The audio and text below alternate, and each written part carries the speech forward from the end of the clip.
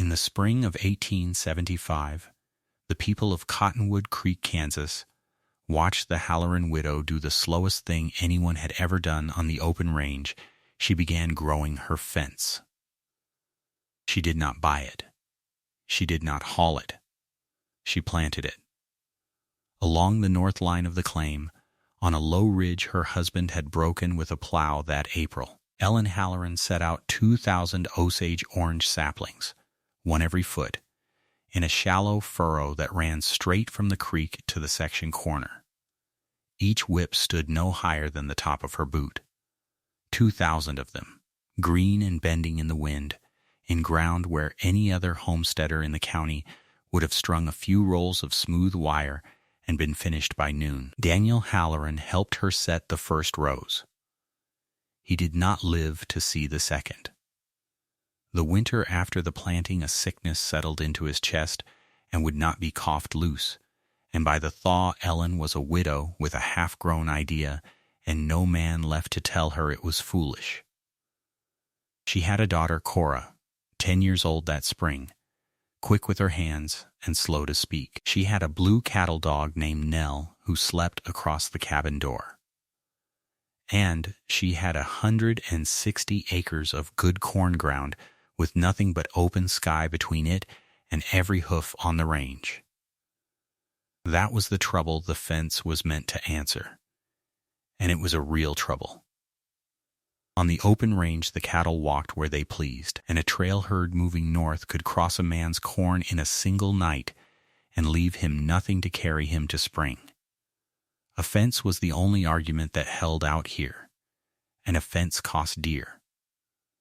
The nearest sawn rails were 40 miles off, and freighted out that far, enough rail to fence a single mile ran $150. Smooth wire could be strung cheaper, and half the valley had strung it. But smooth wire went brittle in the cold and parted at the first hard frost, and a wire lying snapped in the grass fenced nothing at all. Ellen had a plan, and she spoke of it plainly to anyone who asked, which somehow only made it worse. She would let the saplings root 1 year. Then she would cut them back near to the ground to force them to branch thick and low. She would prune that tangle 2 seasons running until it stood knee-high and stiff with thorn. And then, when the stems were an inch through at the base, she would take a billhook to every one of them, cut each halfway through at the collar, bend it over on the living hinge without snapping it clean, weave it at a slant through its neighbor, and stake the whole woven line down until it knit back into one thing. It had an old name, she said. The hedgemen back in Illinois called it plashing. Nobody in Cottonwood Creek had ever heard the word, and nobody believed a row of half-cut trees would do the work that 40 miles of freighted rail could barely manage. A neighbor named Silas Vance rode past the ridge that first summer, watched her pack water down a row of what looked to him like weeds, and asked her the question the whole valley was asking. Why not just string wire like everyone else, he said, and be done with it? Ellen straightened up with the bucket hanging from her hand and gave him 4 words. It will hold cattle. Then she bent back to the row, and Vance rode home and told it at his own supper table as the funniest thing he had heard all week. He would not think it funny in 2 years' time. By the 3rd summer, the thing Ellen Halloran planted would be the only fence in the valley still standing, and the men who laughed at her would walk its length in the gray light of a morning not one of them ever managed to forget. The nickname came before the 2nd summer was out. Someone on the road, and most people said it was Vance, took to calling the North Ridge the Widow's Briar Patch, and the name caught, as a mean name will. Wagons slowed as they passed her line so the driver could call across that she was raising the finest crop of stove wood in Kansas. Boys dared each other to run the furrow and came back with their shins scratched and their pride intact. Ellen kept a pair of leather gauntlets on a nail by the door, and every morning she put them on and went up to prune, and every evening she came down with her sleeves stuck full of thorns like a pincushion. Cora carried the water. Nell worked the grass ahead of them for rabbits.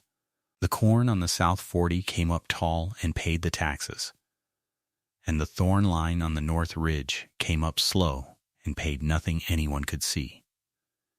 In August of that second year, the county called a meeting at the Cottonwood Creek schoolhouse. The trail herds were coming north heavier every season, and a herd had gone through the Dillard place in July and left a family of 7 with a field of trampled stalks and a winter to explain. The men wanted a herd law, and they wanted it in writing. And mostly they wanted to talk about wire. The schoolhouse was hot and full and loud, and the talk ran in circles and got nowhere until Silas Vance stood up at the front and got everyone quiet. Wire was the answer, Vance said. If a man strung enough of it and strung it tight, and the county ought to petition for a law that put the cost of a broken fence on the drover whose cattle broke it. There was a rumble of agreement. Then Vance looked toward the back bench where Ellen sat with her hands folded, and he could not let it alone. Course, he said, and he grinned so the room would know it was coming, while the rest of us fenced like Christians, the widow Halloran's up on her ridge farming a briar patch. The laugh went through the schoolhouse like a wind through wheat. 2 good seasons of corn ground, another man called out, given over to weeds and stickers. She'll fence her claim about the time that dog learns to read, said a third, and the room laughed again, harder. Then a man on the middle benches turned it into a real question, as a crowd will once it has laughed itself out. Say a herd does come through some night, Ellen, 1,200 head off the trail, running in the dark. What's a row of green sticks going to do for you that good wire won't? Wire, they will walk through, Ellen said. Mine, they will not. Mine standing now, Vance came back at her. Yours won't turn a milk calf for 3 more years, by your own telling of it. And the room was with him. The chairman, an old storekeeper named Pruitt, rapped his knuckles on the desk and asked Ellen, more kindly than the rest, whether the widow had anything more she cared to say. Ellen stood. She did not raise her voice, and the room had to hush itself to hear her, which it did, expecting a joke to finish it off. Give it 3 years, she said. That was all. She sat back down, and the schoolhouse roared, and Pruitt rapped his desk, and the meeting moved on to the wording of the petition as though a woman had not spoken at all. Ellen walked home in the dark, with Cora's hand in hers and Nell trotting at her knee, and the next morning she put on her gauntlets and went up the ridge and pruned. The fence had begun 2 winters before anyone in Cottonwood Creek noticed it. In a wooden box of damp sand on the Halloran cabin floor. Daniel had come home one fall evening in 1873 with a wagon box full of hard green fruit the size of a man's fist, knobbed and heavy and smelling of orange rind and raw turpentine. Hedge apples, he called them. He had paid $3 for the load to a freighter who hauled them out of the older hedge country to the east, where whole counties were fenced with living Osage orange, and a man could ride a straight line for a day with a green thorn wall at his shoulder the entire way. Daniel had grown up along one of those hedges in Illinois. He knew what the ugly green apples were worth, which was almost nothing to look at, and a small fortune in the ground. They rotted the fruit in a barrel through the winter, and in the spring they washed the pulp away in the creek until what was left in the sieve was a double handful of flat, pale seeds. Those seeds she kept in a box of damp sand beside the stove until the frost was out of the ground. In the spring of 1874, they went into a nursery bed behind the cabin, and by that fall there stood better than 2,000 seedlings a foot high, each one already carrying, at the fork of every leaf, a straight green thorn as long as a sewing needle. That was the crop Daniel and Ellen carried up to the ridge the following spring and set out one every foot along the broken line. That was the last field work Daniel Halloran ever did. The first summer, she let the whips stand and root and do nothing that looked to a passerby like progress. The second spring, she did the thing that convinced the valley she had finally come undone. She took a hook and cut the whole line off a few inches above the ground. 2,000 young trees she had carried up that ridge in her arms, and she mowed them to stubs in a single afternoon. Vance saw it from the road and did not even trouble to laugh.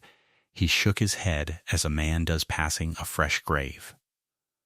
What Vance did not know, and what the hedgemen in Illinois had known in their sleep for 40 years, was that an Osage orange answers a hard cutting by throwing up not one shoot, but a dozen, low and thick and vicious, so that one stem becomes a bush, and a row of bushes becomes a thicket no light gets through.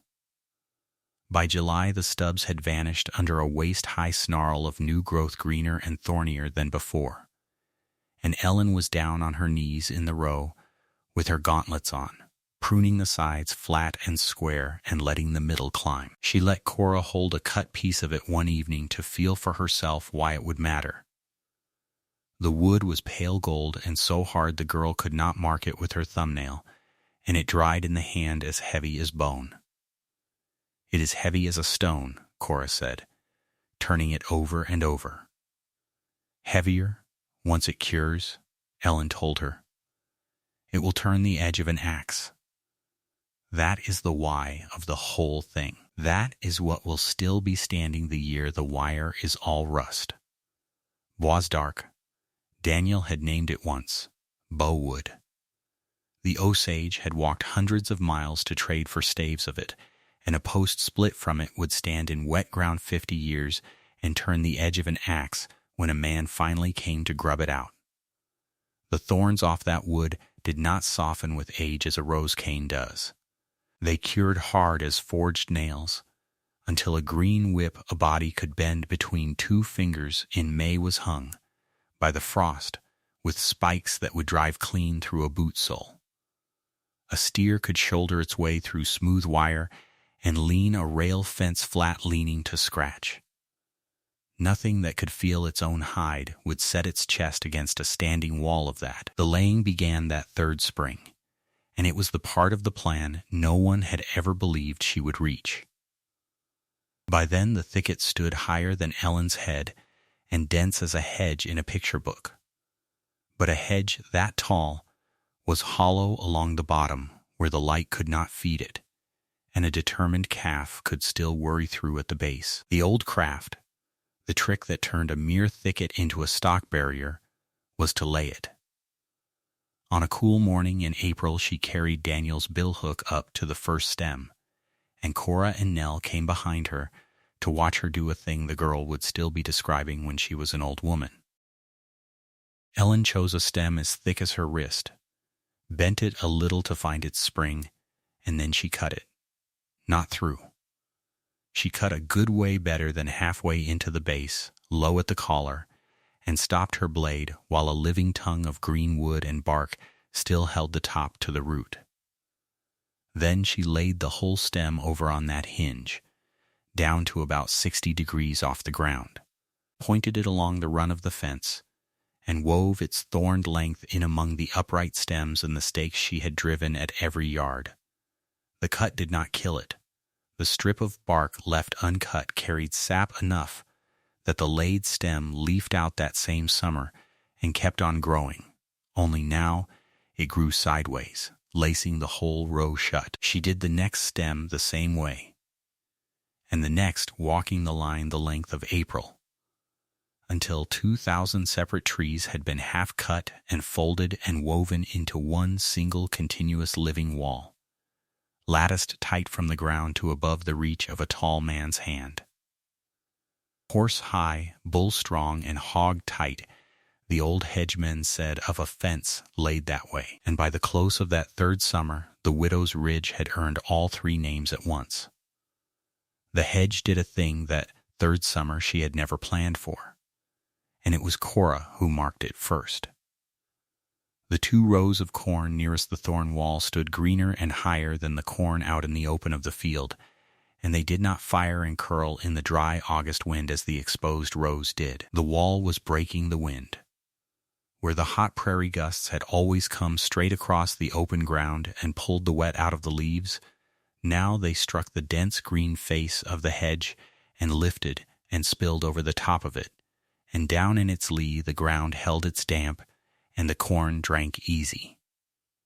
The sparrows had worked it out even sooner, and nested deep in the thorn where no fox or hawk could reach them.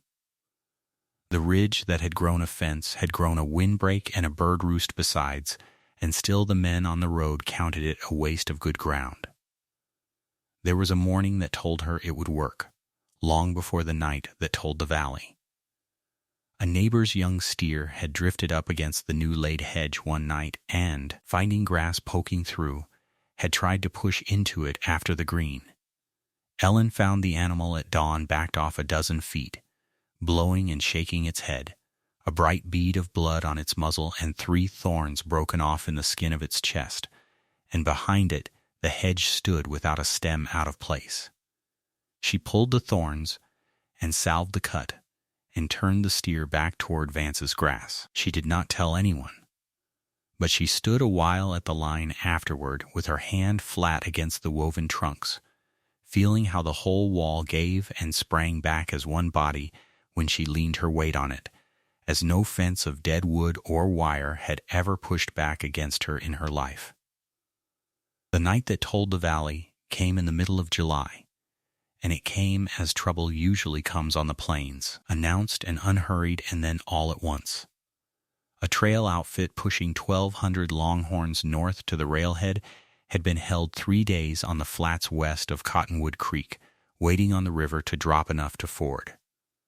1,200 head is not a herd a man looks at so much as a thing he hears and smells from a mile off, a low brown lake of horn and hide that beat the grass to bare dirt wherever it bedded. The drovers held them loose in the open because there was nowhere in that country to pen such a number, and because in 3 days of dead calm nothing had come along to spook them. On the 4th evening the calm broke. It stood up in the west as the bad ones did, a blue-black wall rising off the ground with a green underlight in its belly and no wind running ahead of it at all. The birds quit first. The air went thick and still and carried a smell of hot iron. Ellen stood in her yard with a bucket going cold in her hand and watched it build, and then she went and did the small things a body does against a big thing. She brought the milk cow in close to the shed. She latched the door on the chickens. She called Cora up from the corn and Nell onto the step, and she set the lantern inside the door where her hand would find it in the dark. The storm came down on Cottonwood Creek a little after full dark, and it did not come on gradually. The first bolt struck so near the cabin that the thunder was not behind the light but inside it, one white crack with the whole valley printed on the black for half a heartbeat. The ridge and the corn and the far flats lit harder than noon, and then gone. Cora cried out. Nell dug in behind the stove, and out on the western flats, where 1,200 half-wild longhorns had stood 3 days wound tight as a watch spring, that same white crack went off directly above their horns.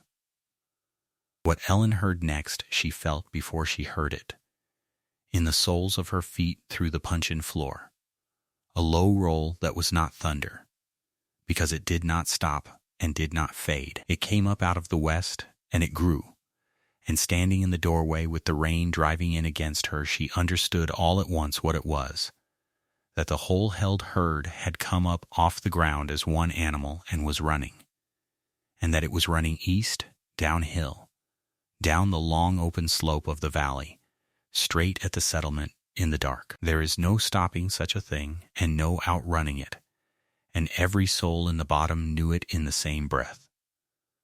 A single rider came out of the storm ahead of the herd, low over his horse's neck and courting it flat out.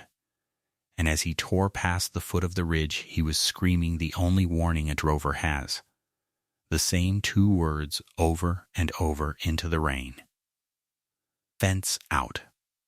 Fence out. Then he was gone east into the dark, and behind him came the thing he was running from. Lanterns sprang up in the far cabins like struck matches, and then thought better of themselves and went black. The herd struck the Dillard fence first, down by the ford, and Ellen heard the smooth wire let go out in the black. A high singing twang, and then another and another, as the strands parted and lashed back through the rain, snapping like fiddle strings clear across the bottom.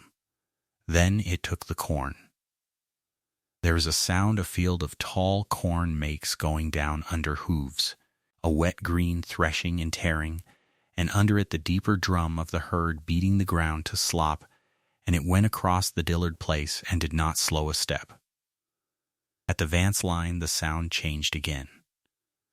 Silas Vance had good split rail where his wire gave out. The rail he had freighted at $150 the mile and been so proud of at the schoolhouse, and the herd took his rails as a spring flood takes a stacked woodpile. Ellen heard them go, a long rolling crack and clatter, 40 rods of fence down in under a minute, and she knew without needing to see it that Vance was standing in his own doorway that moment, watching a whole year's corn go under the horns in the rain. And the sound was climbing the valley toward her now. Toward the ridge, toward the north line and the thing she had put 3 years and her husband's last spring into. She did not go inside.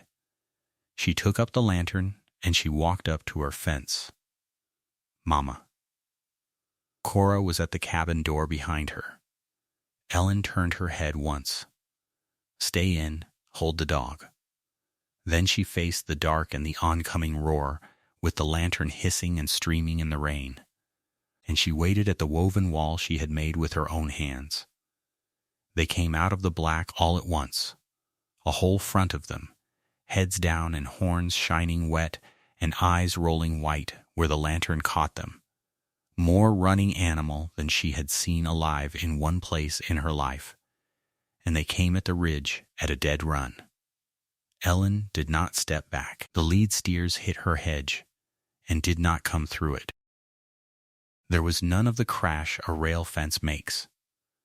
What there was instead was a wall of running cattle meeting a wall that would not run, and the thorn taking them hard across the chest and the muzzle all down the line at the same instant, so that not one animal in the front rank would drive itself into it. The lead wheeled. It could not stop, for 1,200 head at a dead run cannot stop, but it turned, sheared off sidelong along the face of the hedge, and ran on down the length of it hunting for an end that was not there, and the animals crowding behind followed the ones ahead as water runs downhill after water. The whole living river of them split against the ridge and poured around it, bawling and roaring, close enough that the heat and stink of them came over the wall, and the wind of their passing flattened the lantern flame to a blue thread.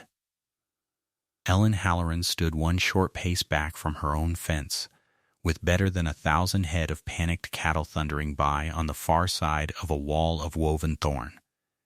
And the wall took the shove of them and gave, and sprang, and held, and gave, and sprang, and held. Once a knot of them jammed hard against the line where it dipped toward the creek, driven into it by the press behind, and for a moment Ellen saw the hedge bow inward under the weight and thought it would burst. It did not burst. The laid stems bent and groaned, and the thorns did their work, and the cattle climbed and clawed at each other to get off that wall and back into the running stream, and when they had gone the hedge stood up again out of its own lean with a shudder that ran the whole length of the ridge. And there was not a gap in it a cat could have used. It went on a long while. She could never afterward say how long. The herd broke and streamed around both ends of the ridge and spilled away into the open country to the north and the east, and the roar of it drew off slowly as it had come on, until it was only thunder again, and then only rain, steady rain falling on the corn behind her that stood in its rows without a stalk bent. Cora had not stayed in. The girl was halfway up the ridge in her nightdress, soaked to the skin, and Ellen went down and gathered her, and they stood together at the line with Nell shivering pressed between their knees, watching the last stragglers blunder away into the night, and none of the three of them made a sound. The dawn came up gray and then gold, as it does after a storm has scrubbed the sky clean, and it came up on a valley that had been made over in the night. From the ridge, Ellen could see the whole of Cottonwood Creek laid out below her in the new light, and there was not a fence standing in it anywhere but her own. The bottom was a churned brown waste from the ford clear to the Vance place, every field beaten flat. The young corn that had stood shoulder-high the evening before mashed down into the mud and printed all over with the half-moons of cloven hooves. Snapped wire lay snarled in the grass. Vance's rails were scattered a quarter-mile downwind like a spilled box of matches. The herd itself stood spent and broken into knots 2 miles off on the open flats, and the drovers were already out on their worn-down horses, small in the distance, starting the long gather. And along the north ridge, above all of it, the hedge stood green and whole in the first of the sun. It ran the line unbroken from the creek to the section corner, every woven stem in its place, its wet leaves shining, and behind it, gathered in the crook of its arm, Ellen Halloran's corn stood tall and gold with not one row of it bent. She walked the line end to end in the early light, with Nell padding along inside it at her heel. Here and there a stem had been shoved half out of the weave in the night, and at the gap at the center of the line she stopped and took one that had sprung loose and pressed it firmly back down into its neighbors, home into the lattice where it belonged. And it held there. Below her, down the slope beyond the Thorn, the dust of the gather hung gold in the low sun, with the strung-out shapes of the longhorns moving through it, and Vance's flattened rails lay in the mud, and up behind her, the one lamp she had left burning in the cabin window through the whole of the night still showed amber against the dark logs, with Cora standing under it in the doorway, watching her mother mend the only fence left in the valley.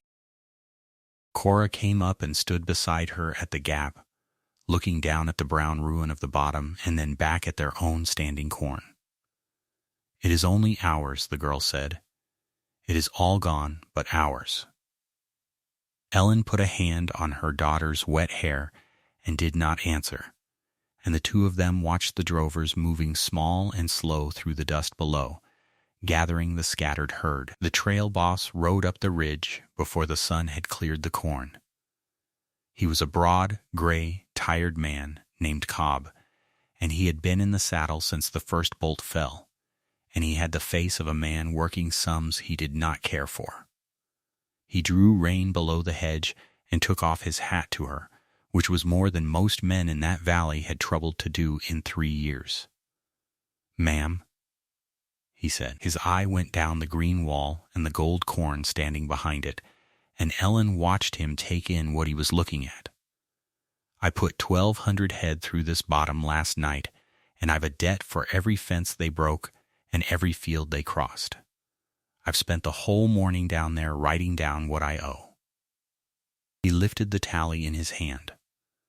$400 to the folks at the ford, as much again to the man with the rails. "I rode up here to settle for your fields." "There's nothing to settle," Ellen said. "Nothing got through." Cobb sat his horse and looked at the hedge for a long moment.